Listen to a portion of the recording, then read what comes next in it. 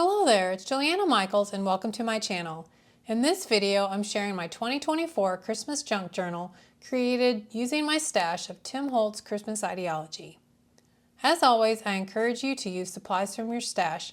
However, if you are interested in any of the products I'm sharing in this video, you can find links to them in the description box below. Click on the word more to see more. When you shop through those links, you're supporting me at no extra cost to you, and I really appreciate that so very much. If you're interested in looking at still photos of the cover and individual pages, you can find a link to a blog post with those images in the description box below. Now let's get into the making.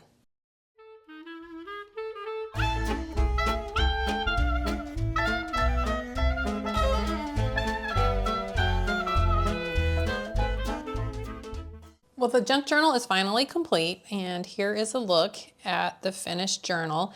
This is just going to be a little bit of a walkthrough of the pages, and then I'm going to go over some of the construction of the journal as well, but not all the details or like in-depth video of how I created each page, but more of just an overview and walkthrough.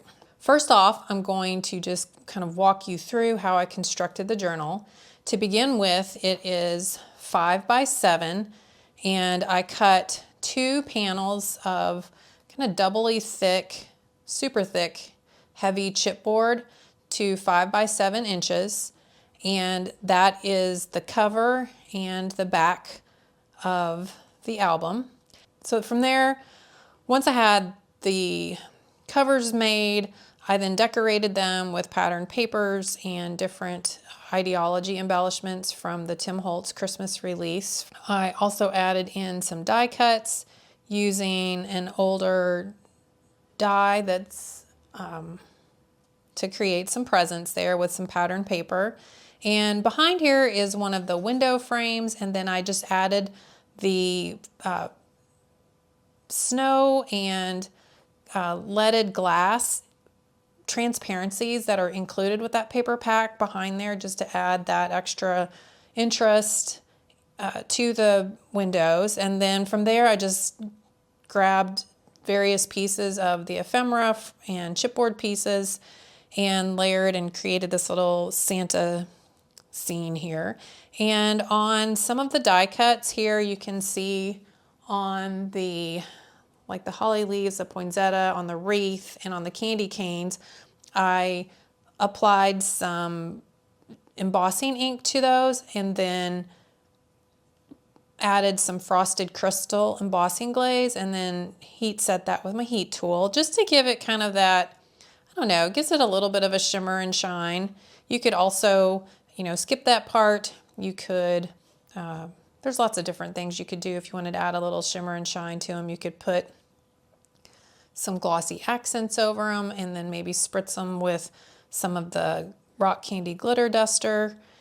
So just some options there. And then a lot of the pieces I also kind of distressed the edges of with a distressing tool or my craft knife, and then inked the edges with some ground espresso distress ink. And that's kind of throughout the whole journal that I've got the distressing with the craft knife. So to do that, I just take the back side of the craft knife, not the sharp side, but the back side here, and I just rub it, kind of scrape it along the edge here, and you can kind of see how that just kind of gives it a little bit of a distressed, worn look, and I kind of use my fingernail here and there to add a little bit more interest. And then you can also use a sanding disc or a little sanding block, just a light grit sandpaper, and you can rub that along the edges to add even more distress. And on something that's colored, that will remove some of that coloring and you know, the printed design, and kind of add to that worn, distressed effect. You can crumple it and crinkle it and rub over those little areas with the sandpaper as well, just to give you lots of options for distressing it if you want to do that. So then once I had the front cover decorated, I covered the inside of it with some pattern paper as well. And then I really just kind of set that to the side as well as the back panel. And I didn't decorate the back panel until I was completely finished with the entire journal. And so then from there, I created the inserts that go on the inside. So then to create those, I cut a piece of the mixed media Heavystock to 7 by 10 inches. And then I scored it at 4 7/8, and then went a 1/4 inch over from that.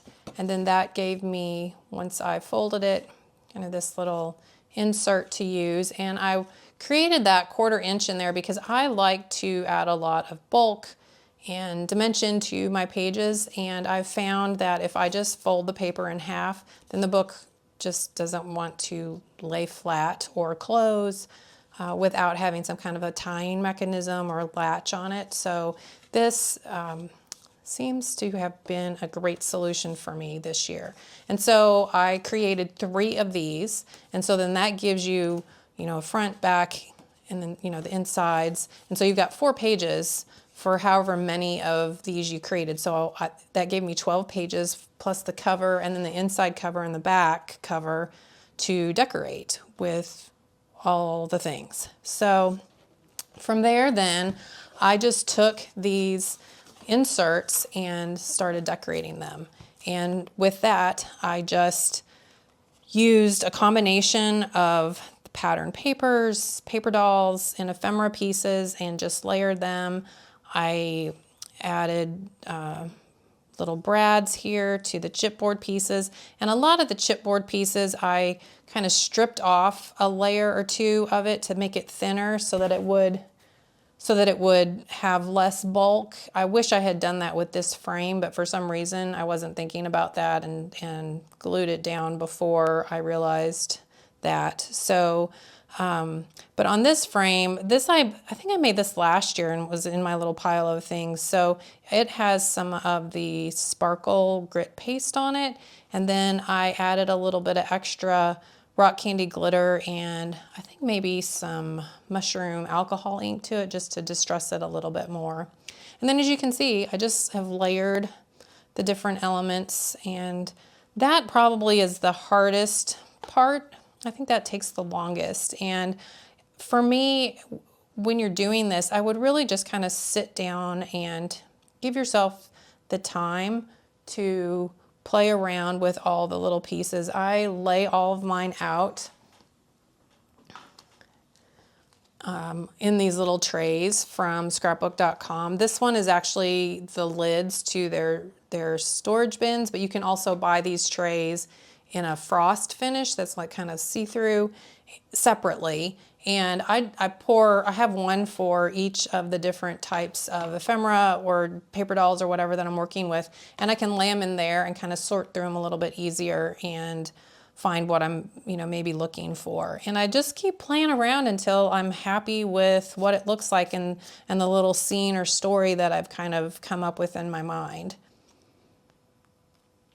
And then once I get that sorted out, then I just start gluing things down. And I use a variety of adhesives, anything from distress collage medium to Fabri-Tac if I need something to stick that's not wanting to stick down, because sometimes it's kind of hard to adhere to that frosted crystal. So the Fabri-Tac works really well to adhere things on top of that. But otherwise I use the distress collage medium. And then I sometimes will use some foam adhesive squares and just to kind of put some, I don't know, kind of build it up underneath there so this doesn't get smushed down in there if there's like a difference in the height and I want to add a little dimension. So from there then I just, like I said, just kind of kept playing with the different elements that I had in my stash. And one of my, I don't know, I guess goals maybe was to use up some things that have been sitting in my stash that I hadn't played with for a while. So like behind here, I used some of the little squares that came out a year or 2 ago and layered them behind the focal point here. And then I also had these label stickers that I hadn't used. So I just really took a whole entire sheet and just adhered it to some cardstock and placed it into my album. And, this is a combination of Idea-ology Christmas elements mostly from this year, but then like as you can see, like this frame here and those stickers and these square pieces are from years past. And like I said, I was just trying to go through and use what I have. So you know, if you're going to do something similar to this, don't feel like you need to copy this exactly. Maybe look through what you have already, and you may have some things that'll work perfectly for this. In fact, I felt like a lot of the paper dolls in this Christmas collection this year could probably be used year round. They weren't all dressed up in winter clothing. So, you know, you may have some paper dolls that are from the everyday collection that would work too. So, and then from there, just kind of continued with the different pages. On this one, I've added a little bit of the crackle paint. And while that was still wet, I spritzed it with some of the, I think it's called, no, I'm not sure what color the glitter is. It came out a couple years ago and again was in my stash, and if it's still available, I'll link it in the description box below. But also did more of the frosted crystal embossing there. And then again, just layering different papers and ephemera pieces to create the little scene there. And then this is the first, I guess technically these are called signatures. So that's that first signature there with the 4 pages. And then this is what I have on the back of it. And the this ephemera piece had like a bow wrapped around it. So I thought it would be fun just to kind of add a little bit of the seam binding. So this is just rayon ribbon that I've dyed with some lumberjack plaid, aged mahogany, and a little bit of tart cranberry mica stain to just give it that fun coloring. And again, just more layering. The background of this uses a bunch of the postcard ephemera pieces that were in one of the packages that aren't necessarily pieces that I'm like drawn to using. So that just kind of was a way for me to use some of those. On this page here, now we're going on to this middle signature. This is a die cut from Elizabeth Craft Designs. That's this really cool, like vintage English mailbox, and so kind of their royal mail box. And they still look like this. Like I was there, I guess maybe a year or so ago now, and you know, that's what their mailboxes look like still, and I absolutely love that vintage style to them. And then I just made a little tuck pocket there and put some more of the little postcards and ephemera pieces that are kind of postcard looking in there to kind of add to the feel of that page. And then added this little post office piece, and that is layered on top of a chipboard piece that I think may have been from a past collection. I don't know if it was in this year's or not, but again, you could, you know, find some just striped pattern paper if you want to do something like that. And then again, just, you know, layered all the components to create that scene. And then just continuing on here to the inside pages, more layering. And, you know, anytime you're seeing some of this kind of sparkle there, that's the crackle paint with the glitter. And then I also added a little mushroom alcohol ink on top of that too. I don't know if I mentioned that earlier, but just to give that a little kind of distressed effect.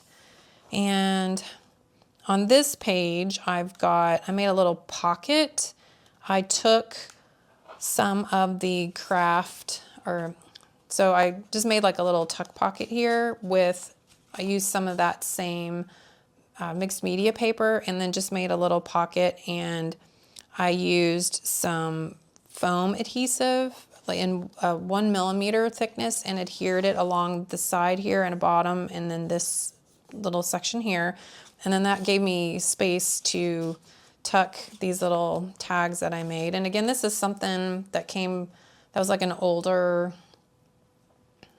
product that I went through, and I found these cards and I like, you know, the words I thought were just appropriate for Christmas. So I put some patterned paper and some other little ephemera pieces on the back, and then added some ephemera to the fronts of them and a little bit of the ribbon. and then they were ready to go. And then I decorated, you know, the back of this paper, and I decorated the back of this page as well.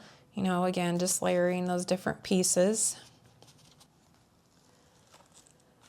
And then this was another one of those pages that I kind of challenged myself because I wasn't super drawn to these vintage packaging pieces, and so I wanted to see if I could, you know, motivate myself some way to use them. So I wanted to figure out some way that I could use them. So I realized that they were the perfect width to fit across. Now I did have to trim them off a little bit, but they were long enough. So, you know, I just laid them across the background there.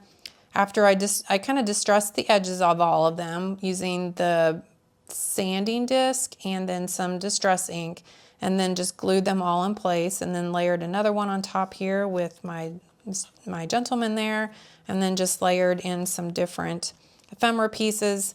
I left a little space behind him so he's not adhered flat down. He's got a little bit of a foam adhesive underneath his head here, and then I just left a little spot there where I could tuck these little tickets. And yeah, so now we're on to the final signature. And for this one, I had a little bit of fun creating this little like latch that kind of slides up. And so that's just done with a brad.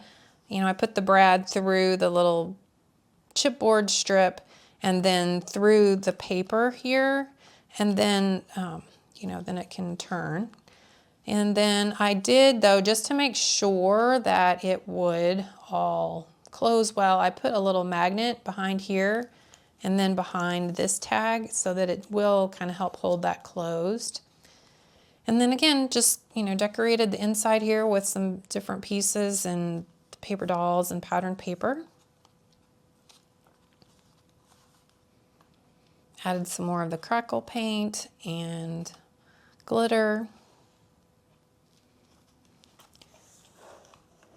And then again, just continuing that same thing here, just layering. This has got like a frame behind it with some patterned paper in the opening of the frame, and then I took some of the poinsettias and I actually cut apart a couple of them just because of the way they were positioned. You couldn't see them behind the paper dolls, so I just cut them and trimmed them down so that they could tuck in there and you could still see them really well. And then on this page, I took one of the packaging pieces. I adhered a piece of transparency behind it, and then took a postcard and put it behind there to kind of make it look like more what you would have gotten when you purchased that way back when, because it was a package of original photographs. So I thought that was kind of fun. And then I adhered it to the background with a little bit of some foam tape to create another little pocket. And then I just took these other little postcards and tags and added, you know, a little bit of some ephemera to those, and then those can tuck down inside there. And then I left a little space where this little girl paper doll is, so I could tuck those little tags in there. So finding those little tuck places, it's not something you have to do. I mean, like on this page, everything's completely, you know, adhered and nothing comes up and moves, but you could easily have created a tuck point behind this frame if you wanted to. You know, lots of options. If you kind of take the time to think about that when you're creating and don't glue everything down right away, you can kind of have a little wiggle room to play around with some of those ideas. And then last but not least is the final page. And I don't know why, but I just had this crazy idea to take another one of those packagings, and this one was like the cards and tags and seals, and there's a bunch of these little tags, gift tags, and I don't know if maybe like dating myself, but I remember these from when I was a kid. And so I created a little kind of pocket here to so that I could take them in and out. And so I took the ephemera piece, added some of that acetate behind it, and then I took a bit of the foam tape and ran a strip along the bottom and the two sides. And then I took some patterned paper and I kind of created a little covering for it. But I cut down, as you can see here, so that kind of gave me the ability to still pull these out if I want to. And then I also put a little magnet on the back of this and then on the back of this patterned paper so that it attaches to my page, but then also comes off. You certainly could just leave it on there if you wanted and skip all this, but I don't know, just was something I wanted to do and had fun creating. And then last but not least is just the little collage that I created for the back page. And again, just more of the paper dolls and some pattern paper and ephemera pieces to finish that off. So once I got the pages finished, then I had to kind of work on the spine for my book. As I said earlier, I didn't assemble anything. This was all, so I had the front cover, the back cover, and then the pages. And so I knew I was going to need a pretty big spine because these pages are pretty thick once you get everything together there. So to create the spine, I took another piece of the mixed media Heavystock and I cut it to 7 inches by 5 inches, and then I scored it so that I had a center opening of 2 1/4 inches. And that I had kind of figured out would give me enough of a spine so that the book would not completely fly open. It still kind of wants to fly open. I think some of that's because I don't think I scored it enough down in there, which I need to do now. So then once I had that paper cut to the size that I needed, so you could make this, bigger or smaller depending on how thick your pages are. And then on the back side of that, I added some bookbinding tape, and I'll have that linked below, the one that I used. And I took a length of it, here, and then there's a length here, and I just butted them up next to each other. And then that kind of gets them over that seam area so that when you're opening and closing the book, it will kind of help protect it from tearing. And so then I had my spine created, and then I went and took a piece of chipboard, not as thick as the cover piece, but just kind of a basic chipboard piece, and I cut it to the 7 inches in height, and then I went just a tiny bit smaller and did like about 2 inches in width on the chipboard. You just want to make sure that the chipboard is in there and you can still kind of close it on the folds. So if you need to trim off a little bit because it doesn't want to close really well, you can do that before you adhere things. And so then I had the spine finished, and from there I covered the back side of it here with some patterned paper. So you can see that here. I just glued on a piece of patterned paper, and I wrapped that patterned paper and made it like all the way across this whole piece. And then I made sure to kind of score that and make sure that it too would fold really well. And then from there, I took this spine and I was able to adhere that then to the inside of the book here. So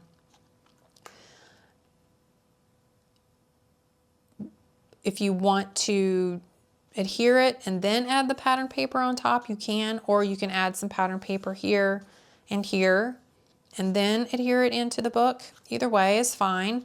I also added some more of the bookbinding tape to the inside as well, just to give that a little bit more stability, because the tape I had on the front of this, I also wrapped over the top and the bottom and then added another piece here in the middle. So it's really, after I'd added the chipboard, I folded that tape over the chipboard. Hopefully that makes sense. And then from there, I just glued in that spine, and then I added and then I decorated the inside cover and the backside cover. And then to adhere the pages in, I just took a length of the seam binding and wrapped it around the signature and then just tied it here at the top. So you've got a lot of options on how you could tie this in. You could use elastic bands if you wanted. I just wanted something that was a little bit decorative. You could play with different ways of tying this on. You could add all kinds of decoration to this, charms and whatnot to it, but I just kind of wanted to keep it simple and have the focus on the front cover. Like my cover from last year's junk journal, I created this so that it will stand up so that you can display it that way and see the front cover instead of just a small section here on the spine. But you could certainly keep this more simple and maybe do something more elaborate on the spine depending on how you wanted to display it. So anyway, I hope you enjoyed this little walkthrough of my 2024 Christmas junk journal. And if you have any questions about it, feel free to reach out to me or leave a comment, and I will do my best to answer it and get back to you as soon as possible. So anyway, thanks again so much for watching, and I wish each and every one of you a very Merry Christmas and Happy Holidays and a Happy New Year. Thanks so much for watching. Don't forget to hit the subscribe button so you can join me on a more regular basis. Hit the like if you enjoyed this video, and if you want to join me on my other social media platforms, you can find the links to those in the description box below. Also, feel free to leave me a comment if you have any questions or if there's something you'd love to share with me and our community.